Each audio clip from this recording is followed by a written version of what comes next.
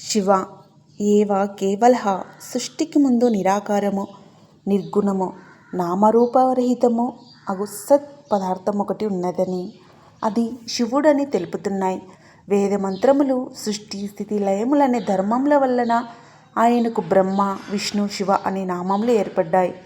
శివునికి ఉన్న నామరూపాలలో ఒకానొక ప్రత్యేకత విశిష్టత ఉంది. పరమశివుని రూపములు రెండు, ఒకటి పురుషారూపం, రెండవది లింగారూపం. శమయాతీతి శివ అందరినీ బ్రహ్మానందంలో శమింపజేసేవాడు. శివుడు శితే సజ్జన మనసు ఇది శివ సజ్జనుల మనసులలో శయనించి ఉండేవాడు. శివుడు శివం వేదాంత తద్యోగాత్ శివం అంటే వేదము. ఓం శాంతి శాంతి శాంతి అని ప్రపంచానికి శాంతి మార్గాన్ని దర్శింపజేసి శాంతింపజేసే వేదము శివమతం అవుతుంది. దాని యోగము కలవాడు శివుడు. శివప్రదాత్ శివాహ మంగళములను శుభములను ఇచ్చేవాడు శివుడు. ఇలా అనేక వృత్త్యుత్పత్తాలు ఉన్నాయి. ముఖ్యమైనది మరొకటుంది. శం నిత్య సుఖమానందమికార పురుష స్మృత వకార శక్తిరమృతౌ మేళనం శివం ఉచ్యతే అన్నది శివపురాణమే. శం అంటే నిత్యసుఖం, ఆనందం. ఈ కారం పరమపురుషుడు, వాకారం అమృత స్వరూపిణి అయిన శక్తి. ఈ ముగ్గురి కలయికనే శివం అవుతుంది. ఆనందమైన శివశక్తి సంయోగమే శివ శబ్దార్థం. పరమశివుని కంఠ నుండి బయలువెడిందే ఓంకారం. దాన్ని విడదీస్తే ఆ ఉం అయ్యింది. ఆను ప్రక్కన చేరిస్తే ఉమ అయ్యింది. ఉమ అంటే బ్రహ్మ విద్య, ఓంకారం బ్రహ్మ విద్య. అందుకే ఉమను పరమశివుడు ఎప్పుడూ తన దేహార్థ భాగంలో ఉంచుకుంటాడు. వేదమాత శివునికి అర్ధంగిగా ఉంటుంది. వారి భార్యాభర్త సంబంధం నిత్యము శాశ్వతం. దీన్ని అనుసరించి భారతీయ వివాహ వ్యవస్థ స్థాపించబడింది. పార్వతీ పరమేశ్వరులు సనాతన దంపతులు, ఆది దంపతులు. సనాతన అంటే ఎల్లప్పుడూ నిత్య నూతన ఆనందం అనే అర్థం.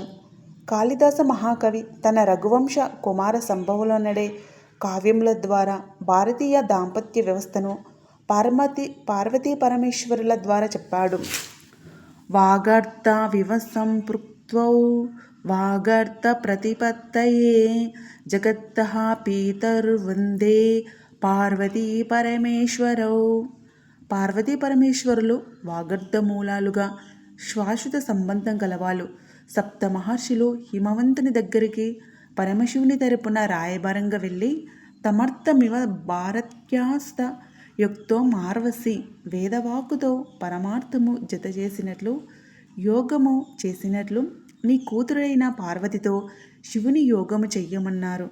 అందుకే శివరాత్రి రోజున లింగానికి రుద్రాభిషేకం జరుగుతూ ఉంటే ఇటు పార్వతీ పరమేశ్వరులకు కళ్యాణం జరుగుతూ ఉంటుంది.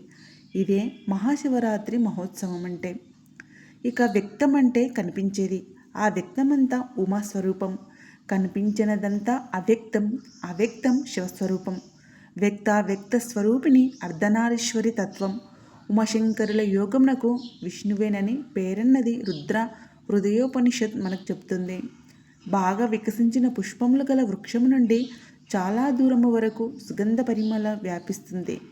పుణ్యకర్మలు చేసేవాడి నుంచి మంచి సుగంధం వస్తుంది.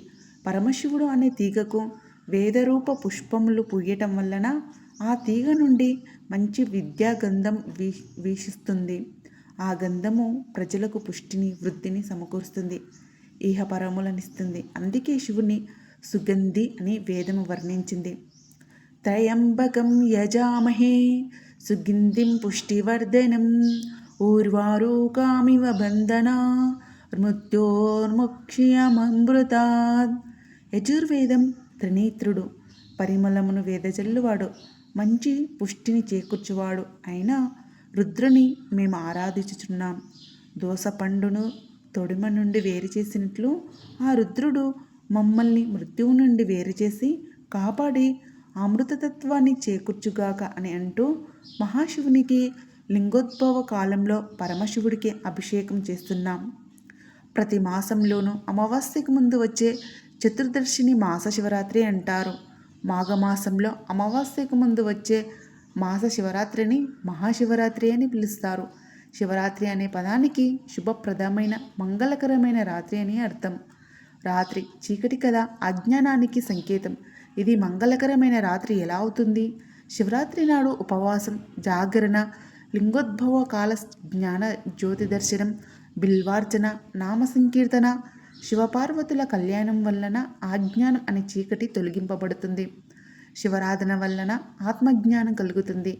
చంద్రమమ మనోజాత, మనసుకి ఆదిదేవత చంద్రుడు. చంద్రుని కళలు కృష్ణపక్షంలో దినదినం క్షీణించి చతుర్దశి నాడు కేవలం ఒక కళ ఉంటుంది. అలాగే మనసుకు చేరిన 16 మాలిన్యములు అంటే